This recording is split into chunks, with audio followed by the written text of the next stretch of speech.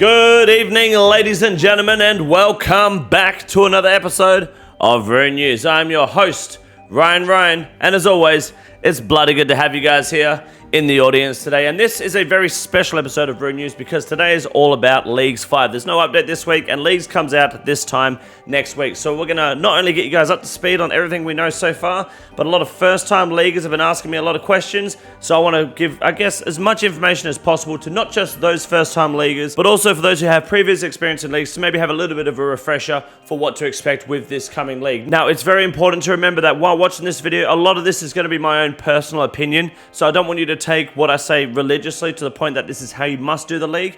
But don't be afraid to consider it when planning out your own journey on the league, or to kind of take some points and craft your own path, because that's what Leagues is all about. There is no right answer. There is no wrong answer. As long as you don't pick Kandor, and you're going to be fucking fine. So we're going to dive into all the Leagues information that we can in just a minute. I just need to let you guys know that next week when League starts officially, which will be, I think it's about 8 PM my time in Australia. I don't normally stream on Wednesdays, but you're goddamn fucking right. We're doing a full 24-hour stream. I'm going to try gun for an Inferno cape in the first 24 hours. If I can't, then so be it. But that's going to be the plan. So you'll have 24 hours for the first release of Leagues to come by, ask any questions, see how things are done, give me any tips as well, and we can just have a good time and go through the content. So next week is going to be a beautiful start to help answer all your questions. But in the meantime, combat masteries were revealed yesterday, so I have one question for you guys to answer in the comment section down below, and that is, what is your current plan so far for your combat mastery unlocks? At the moment,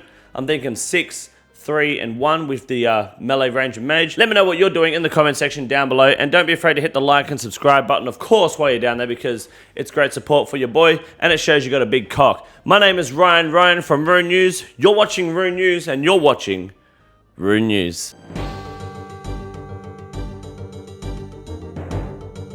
Okay, we're going to get straight into the Leagues discussion here. We're going to just kind of flow through the structure of the video, starting off with, in my opinion, the most important message to all people that are starting Leagues for their first time with Leagues 5, and that is, in my professional opinion, if this is your first league or you're not super experienced with high-end or endgame PVM content, you should absolutely take this opportunity to consider brand new PVM content that you haven't touched yet. I'm talking Colosseum, Theater of Blood, Chambers of Xeric, even Nex, anything like that, the Nightmare. Perfect time to jump in and try this new content. Now, you are going to be on enhanced like combat and XP rates and all that sort of shit, so it's not going to be a direct one-to-one comparison of the main game, but it will at least help you get your foot in the door mechanically and just kind of see and get a feel for the flow of this sort of content. Now, the reason I didn't list TOA there is because I think, personally, TOA is very simple to get into in the main game, that if you're picking Desert purely for TOA, I would encourage you to consider maybe taking Kourend for Chambers of Xeric. You should at least have one raid region because of the way the mega rares are splitting up.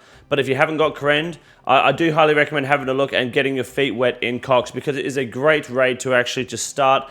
And a lot of the league content will transfer to the main game, and it will just help you grow and develop as a player. Now, there's also another thing with the combat masteries. One of the ways to get a token is to kill Zuck, and a lot of people were sitting there going, shit, I'm only going to get 9 points because I don't know how to do Zuck. 8 if I chose Valamor, because Soul's meant to be the hardest Echo boss to do.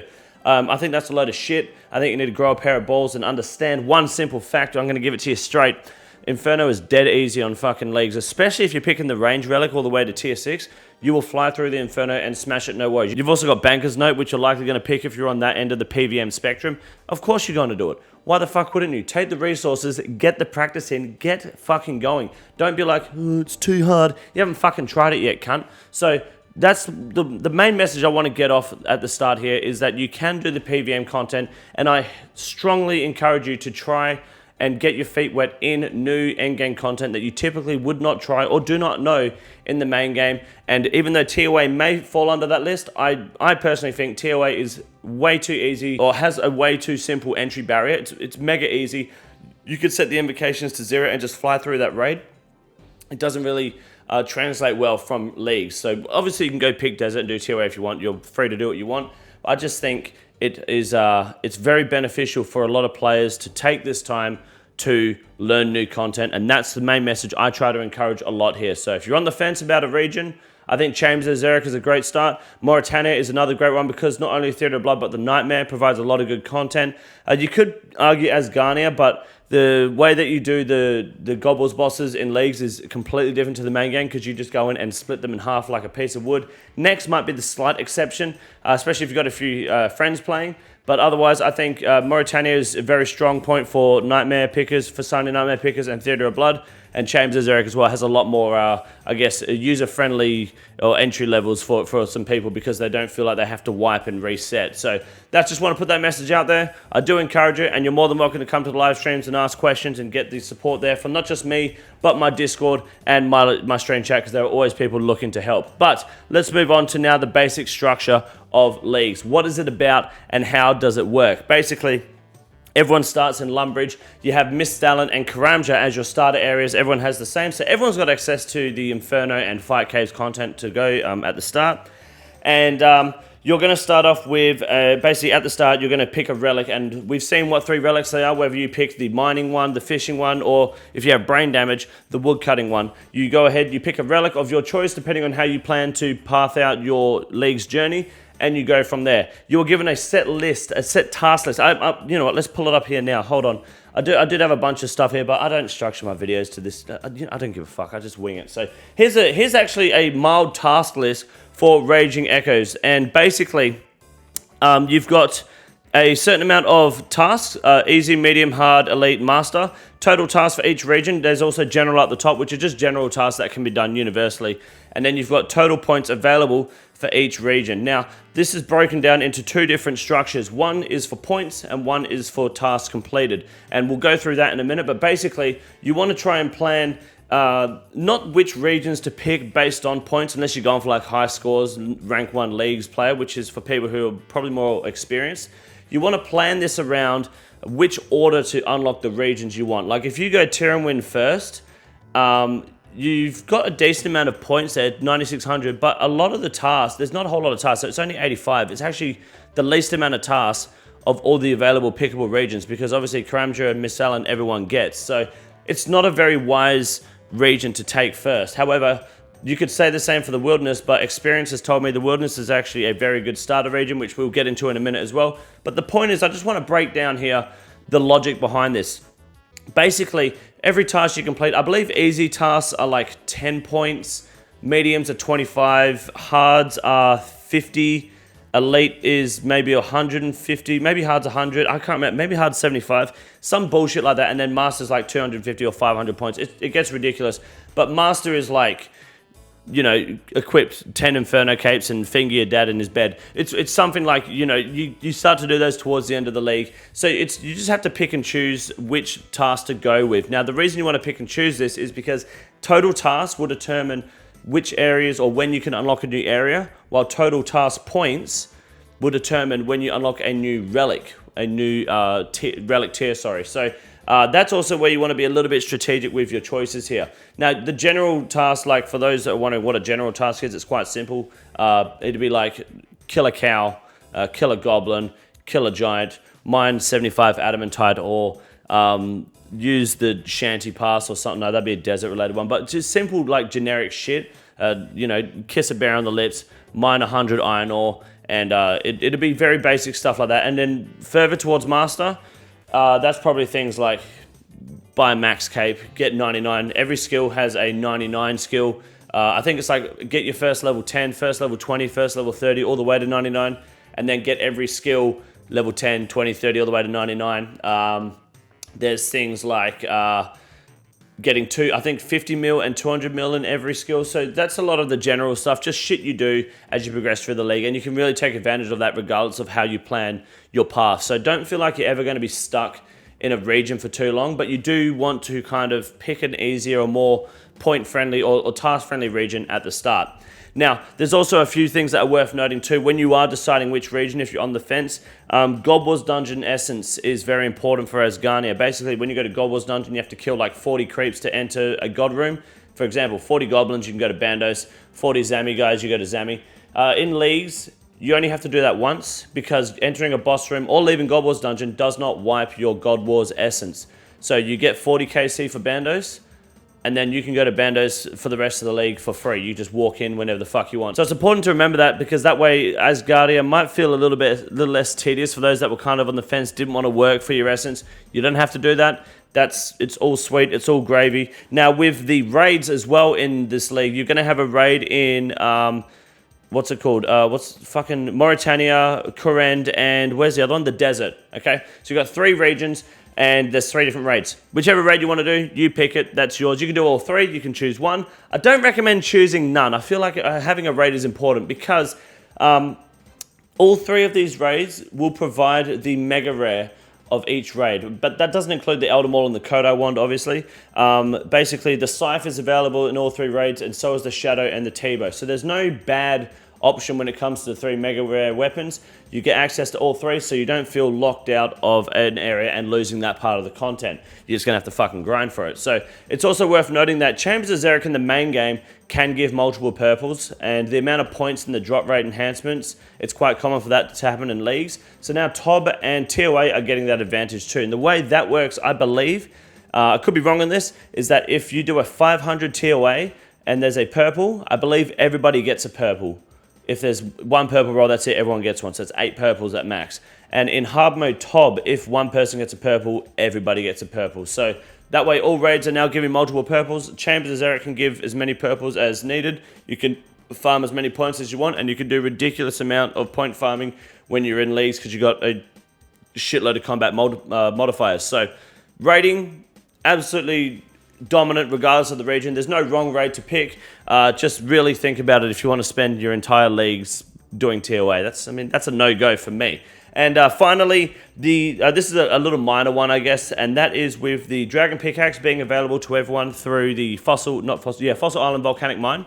So if you felt like you were going to miss out on a pickaxe, don't stress, and it does come fully repaired, so you don't have to worry about fixing it. You do Volcanic Mine, and then you get a Dragon Pickaxe. That might stop you from picking the Mining Relic at the start. It doesn't stop me from picking it because there's no fucking way in hell I'm doing Volcanic Mine on leagues, but that is an option if you do want a Dragon Pickaxe. And another one that people might not be aware of is the Hunter Crossbow. The Sunlight Hunter Crossbow is in Kandaren.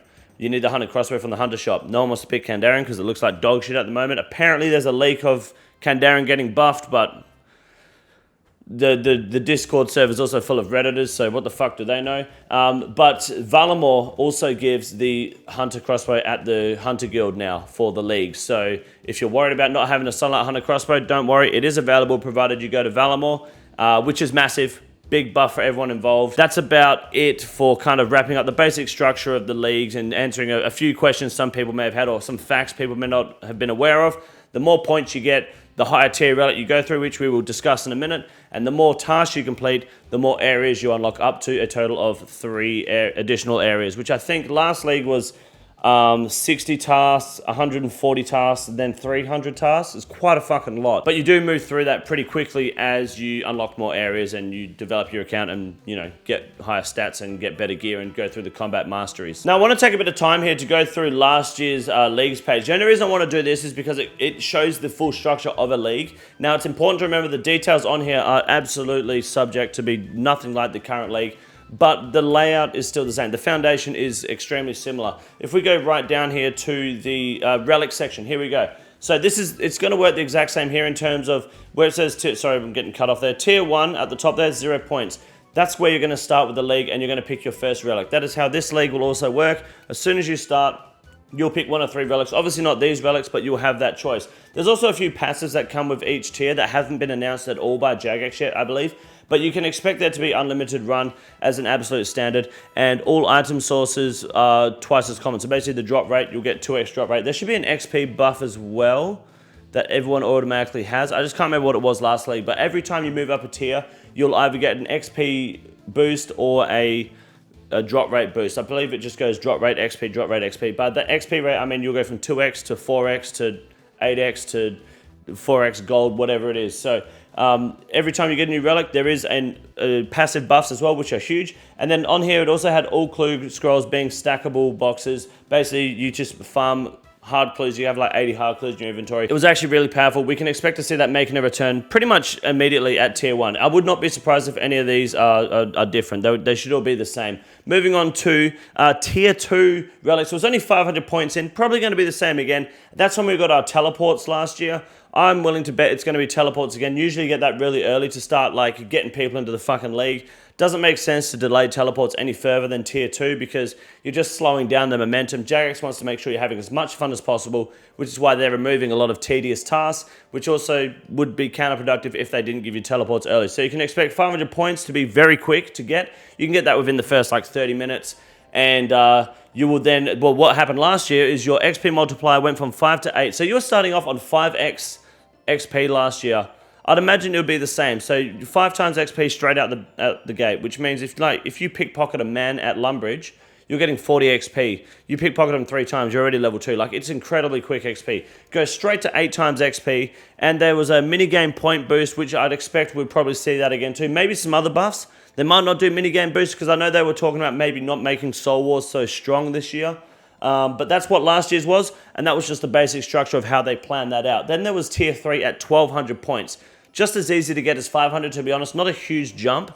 It is only an extra 200 points. Get to Tier 3, and that was that gave everyone the Crystal of Memories, which will now be a Banker's Note and Last Recall. I'm expecting Banker's Note and Total Recall to be Tier 3, to be honest. I think that's where they put it last year. Literally Banker's Note and Total Recall up here that everyone got rid of Fire Sale.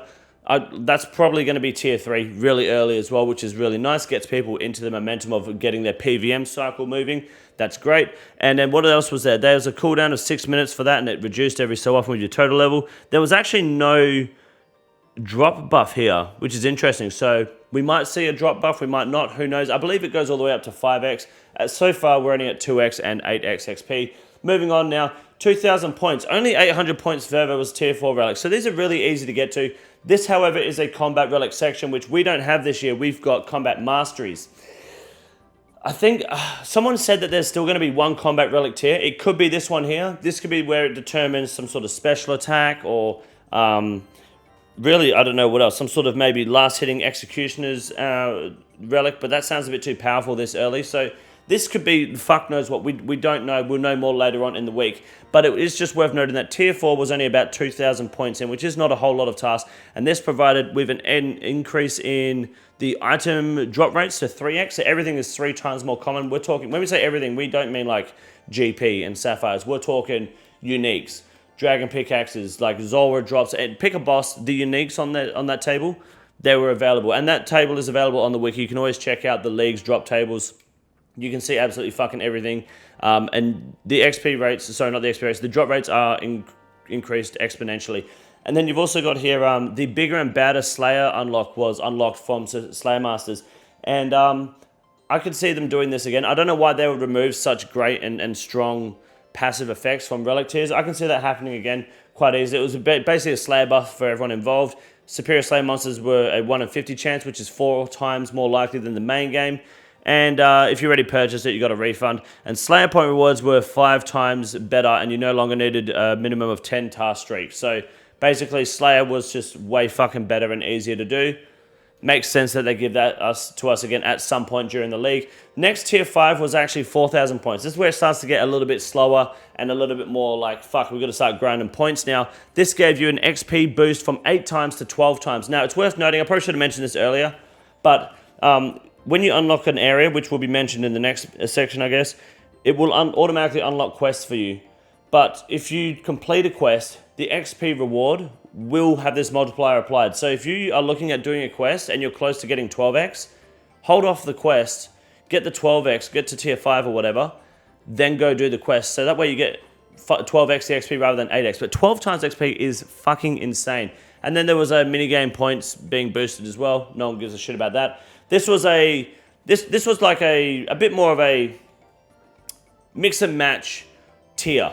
Okay, you had Bloodthirsty here, which gave people a lot of Slayer buffs, gave people the opportunity to like switch their Slayer tasks, and their Slayer superiors were even better than the previous passive.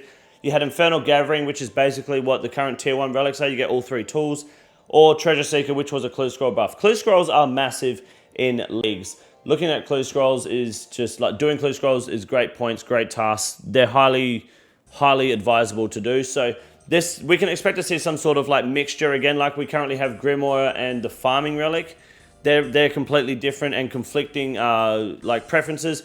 we're likely going to see a Treasure Seeker Relic again this league. Maybe alongside it, who knows. Tier 6 was a very interesting tier at 7,500 points. Equilibrium was easily the worst fucking relic ever to exist in any fucking league in the existence of Oldschool Runescape leagues. It's fucking terrible. Never pick Equilibrium, at least in the state that it is in there. Ruinous Powers were for people who coped, and then you had Farmer's Fortune, which was the best relic in that tier. But more importantly, you were getting 4x drop rates there now. So basically that means, I don't know, pick an item. I think unsides were like 1 in 33 at that point, which is massive. Moving on now, doubling the points to tier 7. 15,000 points is probably something we can expect to see again. There's 8 tiers in total. We're probably going to see 8 tiers again. 15,000 points, but this gave you an XP boost of 12x to 16x, which we're likely going to see that sort of rate again. There's no need for them to nerf the XP rates. If anything, it'll either be the same or they're buffed, and then there was more minigame buffs, but this is where there was a combat relic for people to choose. You either had Berserker, where you were basically doing a shit ton of damage the more HP you were missing. Soul Stealer was you just healing a fuck ton when you were doing damage. I think it did Prayer as well, I can't remember. Yeah, Prayer as well. And then you had Weapon Master, which was for special attacks. And yeah, the Light Bearer made it even better. It was insane. And I'd imagine this year is where we will see some sort of combat relic unlock to help improve the late game PVM. Especially when you get to tier 7, and if I'm correct on this, it's all speculation. If there is a combat relic boost here and you get to pick one, this is the sort of area you want to be in tier-wise when you start looking at doing that harder content you might not be feeling confident about, like Zuck or Chambers of Xeric or Nightmare. This is where you start going, fuck it, I can do it. This is where you want to keep your eye on when they do release the last of the few blogs and the few tiers of relics, but this was a big one. And then you had tier 8, which was just basically the Grand Slam relics at 24,000 points. Everything became 5x more common when it came to rare drops, and this is where you had Guardian, which was basically a Thrall on fucking steroids. Executioner's Axe, which I picked, was super fun. You just throw the axe at someone and it died if it was under 25% health, I think, 20% health. Literally, you would skip the final phase of Wardens. Or you had Undying Retribution, which basically meant you could kill yourself and you wouldn't actually die. You would just do a shit ton of damage to everything around you. And it was actually quite nice to see. It was very fun. But you wouldn't lose points in Cox, for example. But I think there was some sort of cooldown of like a minute, maybe. I don't remember. But it was a very, very strong relic to use. All relics, pretty much except Equilibrium, were great choices. And again, like I said, I just wanted to show this for the structure of how tiers worked, where there's a point system to unlock a new tier of relic, and that there are possible passives. Well, there are passives because as you unlock new tiers, you'll get better drop rates and better XP rates. Other passives are subject to be released by Jagex, but this is just how the tier system works, and we're going to see more of this as Jagex announces the rest of the reveals coming soon. We'll have all the information by this time next week easily. So hopefully that made a lot of sense for you guys. That's the tier breakdown for relics. But now we're going to talk about areas. And in my personal opinion, do we have a fucking map of areas? That's actually a good question.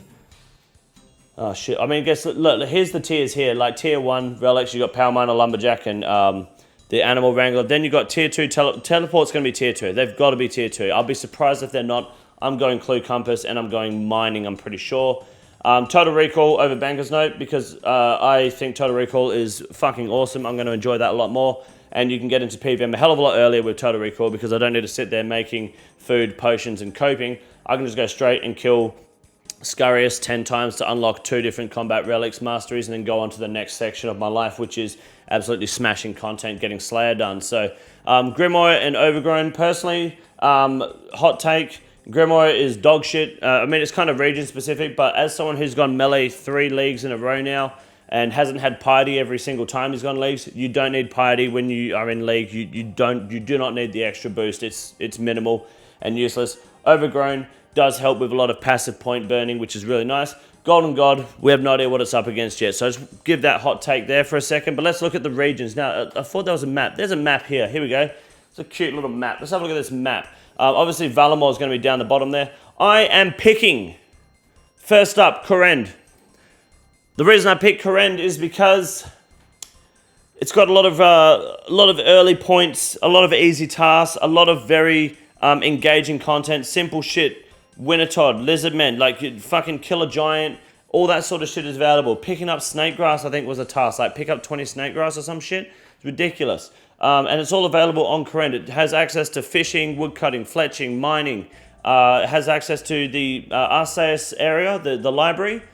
You have unlimited run. You have the RCS library. You have 99 magic sorted. You've got the raid there, of course. Valdivis is not on Karen though, however, this year. It is with Valamor. That's where I'm going first. Alternatively, I would have gone Wilderness first. That's where I went last year. Wilderness is great to go first. Now, Wilderness doesn't look good on the chart that we showed earlier, which I believe I still have up right here. Wilderness has 9 easy tasks, which is one on the lower end of the spectrum. But Wilderness has hard tasks like kill a lava dragon, which is easy. You just save spot with magic. You get a free 75 points. Wilderness is often uncontested, and if you do it early, you get access to the bosses, which we know are easy to kill because Calvarion is super simple. If you have a friend or two, duo the big bosses, super easy points, super easy tasks. You can get a lot of really fast, big point tasks done in the Wilderness because the Wilderness does not suffer from what every other region has, and that is being locked behind quests and skill gates other than like the fucking agility course. So the Wilderness has a lot of big advantages a lot of people might not understand, and considering Golden God might not be unlocked until later into the league, the Rev Caves is great fucking money, the bosses are great money, blooded resources are free. Take your advantage, and like you can get super restores super early just by killing shit in the Rev Caves or killing like Calvarion, which is a super easy kill. So take advantage of the Wilderness if you're considering it. I think you should absolutely choose it first. Great prayer training instantly. You got the lava dragon bones and the lava dragons, the green dragons. It's all easy. Wilderness is a strong region. I'm not going Wilderness this year because I wanted to challenge myself with my second region, which I think is going to be Fremennik. Now I was going to go Asgarnia second, but the task list tells me Fremennik is a better second region because of the quality of lower end tasks, which means the more easy and medium tasks, technically the faster I can move on to my third region. So Fremennik is usually a dog shit region. As we've seen the Echo bosses, it's now not a dog shit region. But I still wanted to challenge myself with a region that's usually considered a little more tight and less resourceful. I wanted to make sure that it was something new I haven't done before. So Fremennik it was, because there's no fucking way I'm picking Desert because I don't want to do Mage Training Arena. I don't want to do TOA. So Fremennik will be second, and then Asgarnia will be third because the dog sword is going to be dog shotting every cunt at 3 tick attack speed. I'm looking forward to that. So that's my plan and my areas that I plan to unlock in that order so far, subject to change of course.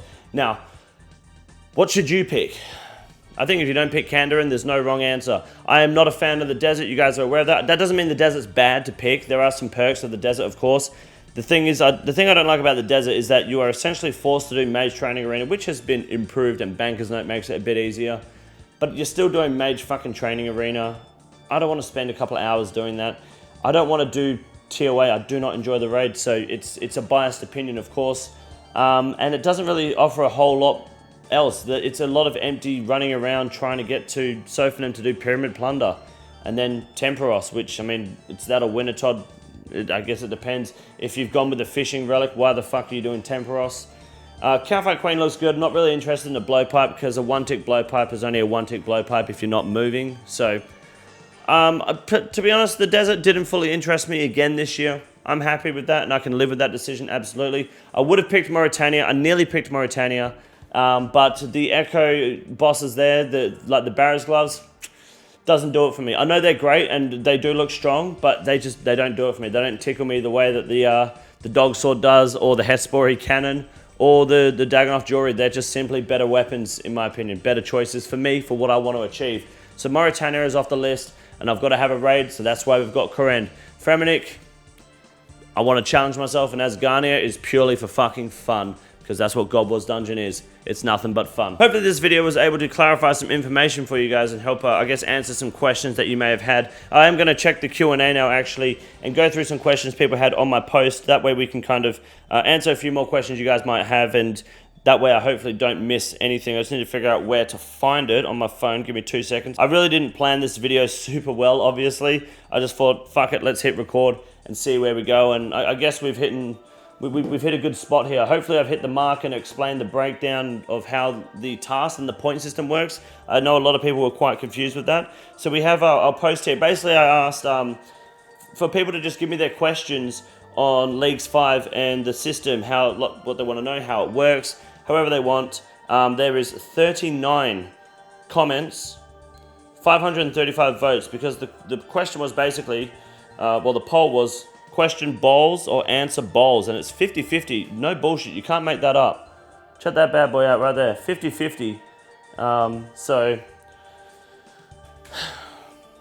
not bad. Anyways, question number 1 is, I'd like a poll to see if people like only unlocking 3 areas or having a whole map to play limited time game mode. Actually, a good question. Maybe you guys can let me know in the comment section down below. Do you like the region lock system, or do you like the whole open world? I personally like the region lock system.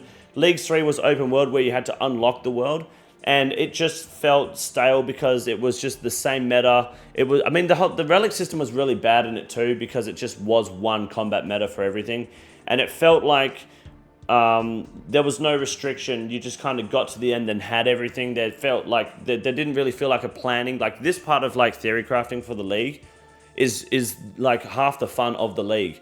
It really is. It's just like, what the fuck do I do? How do I do it? You're trying to think about your next step. Where do I unlock? And you just don't get that same thrill. You don't get the content from other people seeing what they've done and gone, shit, that's a good idea, or you picked Kandarin, you're a dickhead. So it just doesn't feel the same. It didn't feel like a league. It felt like too much RuneScape.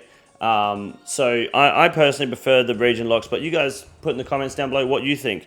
How does never miss and minimum damage hits interact with bosses like Akka or the Wardens? If your minimum hit is 10, does ranging Akka hit a 10 in his last phase? Or is it reduced by his prayer protection to 6? Along the same vein, do you minimum hit on Warden with range during their mage phase, or can it only be hit by mage? Lots of questions about those masteries interact across different bosses, since Jagex implements boss defenses in different ways. So, never missing means you don't fucking miss. Prayer penetration is completely different calculus. Prayer penetration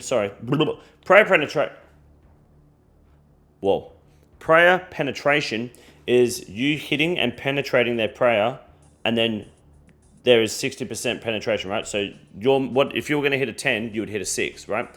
Never missing, you can still hit a 0 if someone is immune. If you don't have prayer penetration, you're hitting a fucking 0.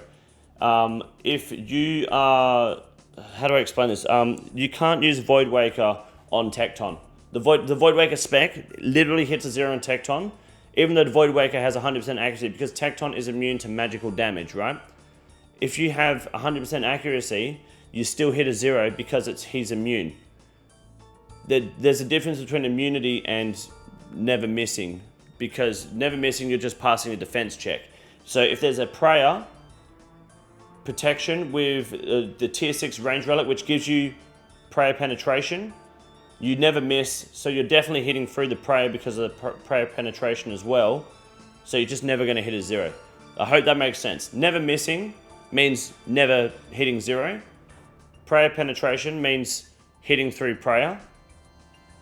But things can still be immune to specific damage types, which means even if you don't miss, they're still immune, because immunity bypasses defense and accuracy checks. Hope that makes sense. We've got another question here. Why do they do nothing to improve Kandarin, even giving it the worst Echo boss reward? Kandarin is as wide as an ocean and deep as a puddle. Tons of stuff with nothing to do. Yeah, there's a rumor that Kandarin's getting some sort of buff, but who fucking knows? Kandarin's a big favored region. I really don't understand it either. It's even got the least amount of points, and it's got a tedious amount of tasks, so I couldn't answer that question for you. Who fucking knows? I'm not the developer. We'll have to find out and see what else is revealed to us. Do echo hits triggered by echo hits keep getting smaller? Say it hits 50 and then echo hits 25? No, echo hits all hit 50% of your max hit. So it's not, it's an echo hit triggering another echo hit off of your main hit still. All echo hits are the 50% of your max hit. It doesn't echo hit off the echo hit. Otherwise, if you do that 8 times, you're just hitting 1, 1, 1, 1. It's not really going to work out mathematically. So yeah, it all goes off of your main max hit. Is Wilderness still a better first choice over Zaya? Assuming both are gonna get chosen, I think Wilderness first is a better choice over Zaya, because you only need 60 tasks to get your first unlock, and then you need 80. And I think if you take the Wilderness early, you can get a lot of good tasks through your relics, which means you can do a lot more you can do, like, you can go into Cox kind of earlier on Kandarin, I reckon, and get some. Oh, but I guess if you're not a big, I mean, you still got Seracnus and stuff. You can take advantage of that. I think Kandarin will give you more tasks, but Wilderness will give you more points. Especially looking at this chart here. Again, let me show you. Not Kandarin, sorry, Korend. Korend is, they're about the same amount of points, right? Wilderness is actually 100 points more. Wilderness has more elite tasks, which, by the way, are easy elite tasks. And Wilderness has less hard and less medium. I would say go Wilderness first, okay?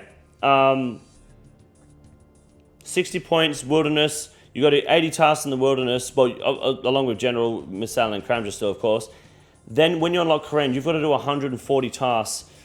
There's no wrong or right answer. I think Wilderness early is a lot better to get really fast prayer levels as well. You'll get a better combat. You've got better Slayer in the Wilderness too. The Slaymaster, forgot about her. It's like the best Slayer until like level 80 plus. So you'll get really good Slayer out of that. Laren's Keys, if you get Dagonhide, it's a free 200 fucking points. Literally, each piece of Dagonhide is 200 league points each. So I would say go with the Wilderness first, personally. That's my opinion. But there's no wrong answer. I think you'll have more fun in the Wilderness. We've got here, what's the best podcast to run 2,000 monkey agility laps? Well, good for you. Well, good news for you. You don't have to do the 2,000 monkey laps anymore. Jagex is getting rid of that shit, and also that implies you're going Kandarin, which means you're full of shit. However, podcasts, just watch my fucking live stream because I'll be live 24 hours, so you don't need a podcast. Why can't I buy Max Cape from the GE? Because you're a dickhead. Do you think a zombie axe will be available in the starting region with TDs being available when Defender of Varrock is a prerequisite to Wild Gothic Sleeps? I don't know if, we don't know if zombie axe is going to be available early. No one knows if Defender of Varrock will be automatically unlocked with Miss Allen. Every time you unlock a new region, you do get a bunch of quests unlocked. There is a list of it all on the wiki. Miss Allen comes with like Dragon Slayer 1 unlocked and access to Fossil Island. I don't know if, what the fuck has happened here? I don't know if Defender of Varrock is part of that list for Miss Allen. I could not tell you. And I don't think anyone will know until the day comes next week. So it's hard to say. I don't know. That it's up in the air for my plans too. Unfortunately, I do apologize. I can't give you information on that any further. How does the last melee tier work? Do you always get 8 echo hits when it procs? Otherwise, it would be really rare to get all 8. I believe it's a 20% chance to hit the echo, and that echo has a 20% chance to echo again, and then so on. So it's like a 1 in 300,000 to hit 8 in a row, of course. But that doesn't mean you can't hit 2 or 3 in a row. And if you have a scythe, you're going to hit 3 times. That's 3 echo chances. So you're going to have 3 swings. And if you're doing a scythe at 2 ticks when you're in that tier, you'll have a scythe swinging every 2 game ticks. Literally, it attacks faster than the animation. 3 hits per scythe. That's 3 rolls to try and go for the echo swing. And then those can echo off again. I think if you get to that point with the scythe, it's going to be incredibly strong. Pre-scythe, it's going to be just fucking fun to do otherwise, to be honest with you. But yes, it's 20% on each echo, not 20% to do 8 in a row. Be cool to see a recap of some early things you can do to kickstart your leagues in starting region. Go to the museum quiz. True, you can go there. And to do these particular few quests for XP. There are quests you can do. I don't really know the list too well, but I will be doing them live on stream. First thing you should do is go to the museum, and then also talk to the cunt upstairs and get a bunch of XP lamps. I think they're available because a bunch of quests will be already done for Fossil Island, like Merlin's Crystal will be done.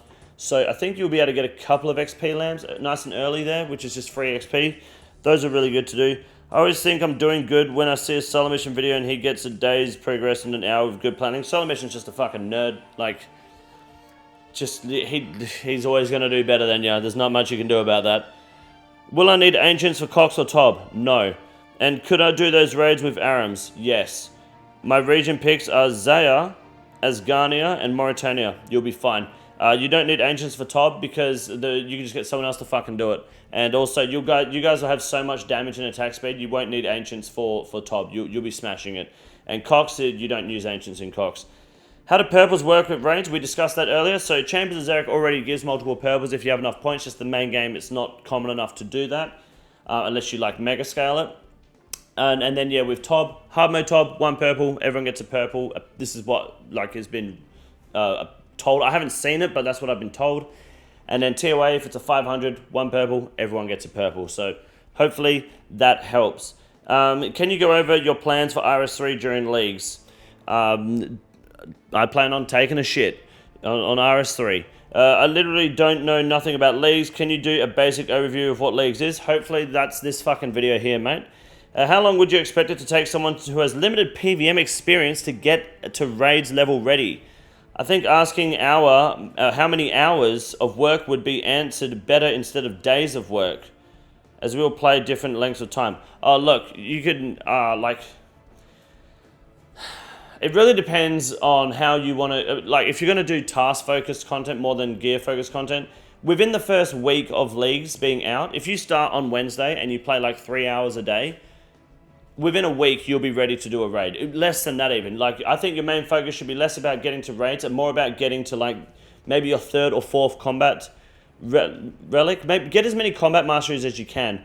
I think the first 6 are very easy. So that's what? Kill a giant, kill Scarius, kill 10 monsters over level 100, which is 10 Scarius. There is get level 100 combat, kill a Slayer monster over level 55, Slayer, and kill Jad. I think if you focus on those, and you could do those within the week, I'm going to try to get that done in a day. I should be able to, but again, I'll be 24 hours streaming. You should be raids ready within a week, like quite easily if you play like 3 hours a day. I reckon no issues. It's very quick. Just plan out. Well, you don't have to plan much. Just don't be afraid to go and do a bunch of tasks, unlock higher relics and higher XP rates. Shit goes faster. And don't be afraid to do quests. Quests are really good XP because it is boosted XP, but it really does not take a whole lot of time to get to raise level, especially with the amount of combat mastery damage you'll be doing. Should I beg my wife to take me back? No. If you unlock Zora, but don't unlock the desert area, are you screwed on darts? No.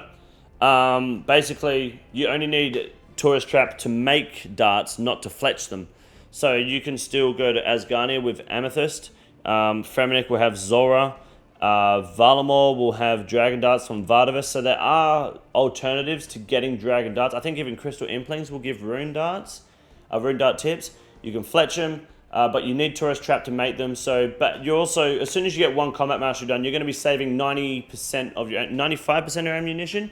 And if you have the Avers from Fremenic, I think it goes up to like 99% ammunition safe. So you won't need many darts, but if you don't have the desert picked, you do need to basically figure out where to get them and try to grind them out. But you won't need many. Like one drop will serve you a decent amount of time. Don't you think these region-locked echo bosses suck ass simply for the fact that it separates your region choice? For example, wanting the KBD echo weapons but not wilderness, or wanting dog sword but have to choose Asgarnia to get the sword, then missing out on wilderness choice because needed Karen for Cox. Also, I'm so sorry, but going for Fremy just for jewelry in an already buffed league with mastery buffs just seems like one too many shoeys been had. Still undecided at this point, but I think I'm going Mauritania, Karen, and Asgarnia. Personally, to test Nightmare and Cox solos, PS, do a burnout in the new rig. Okay, for one, the car's all-wheel drive, so it's not doing a burnout, cunt. Secondly, that's kind of the joy of leagues. If you want the Echo Boss weapons and the region, or a different region, you're going to have to pick one or the other. And you're going to have to fucking live with it. That's kind of what I like about the leagues. That's what makes the league exciting and interesting, because it's like, you're on the fence, you've got to make a fucking choice. Which one do you want? Do you want to do the dog sword with no wilderness, or do you want the wilderness and then not have the opportunity to go to God Wars? It's all up in the air, and it's up to you. However, your comment on the Fremenic area, the Fremenic jewelry from Dagon Kings is the best echo drop of all of them. That shit's fucking insane. So it's complete tribrid ring and neck that beats everything else, and Kandarin's dog shit. So, but thank you for your input. I appreciate it. I don't think it sucks. I think it makes it interesting, and it makes you really fucking think about what you want to do, and that makes it more engaging, and that makes you feel more passionate about your choices. And if you feel like you made a bad choice, then you can't reset, but if you've got a second account and a bond, you can have another go. But regardless, there's fun in every region. So there's no real wrong choice, there's just other choices. When will my parents love me? Never. Balls. Some of you guys aren't taking this fucking seriously. Hey King, I have a question from Rune News, GE part. With leagues, some expensive items are crashing hard or will crash hard. Do you think that these items will go back to their price before leagues? After leagues is over, Read some things about this on Reddit. Yeah, towards the end of leagues, maybe like the second half of leagues, the prices will typically go back up. What people tend to do is they tend to not have a fucking brain, and they panic sell their banks because they have a GP, and then prices drop in items. Everyone's trying to panic sell, so it's easy to buy cheap because people want to get rid of their shit to have cash. Towards the end of leagues, items will go back up. So within the next 7 days is now a good time to buy gear. Yeah, it is. And then you should just fucking keep it and don't sell it. Stop being a cheap cunt. Just get the fuck over it. It's only money. Leagues gay. Yep. Lost my job just in time to grind out leagues. Congratulations. Well done. Hopefully you get first place. Benoit. Thank you. Does a seed vault work if it's in your bank? No, the seed vault won't fit in your bank because the bank is usually a chest this big. The seed vault, you've been to the farming guild? Shit's fucking huge. Hell no. Seed vault works outside of the bank because, well, that's where the fucking seed vault is. And then the last one, someone said, Monu gambling. Well, what a fucking exciting Q&A. Hope that helped, and I hope this video was helpful to you guys. Criticize me all you want down below in the comment section. I love reading the comments. Have a very good evening. My name is Ryan. You've been watching a very special episode of Rune News. You're watching Rune News. I do apologize for no Grand Exchange segment and stuff this week. This is all a Leagues 5 thing. But next week will be Rune News and then a 24-hour live stream for Leagues 5. My name is Ryan. You're watching Rune News and you're watching Rune News. This is the easiest room in the raid. It's quite simple. You got a big boy. Look at him. God damn. Fuck me. Look at that boy. It's huge.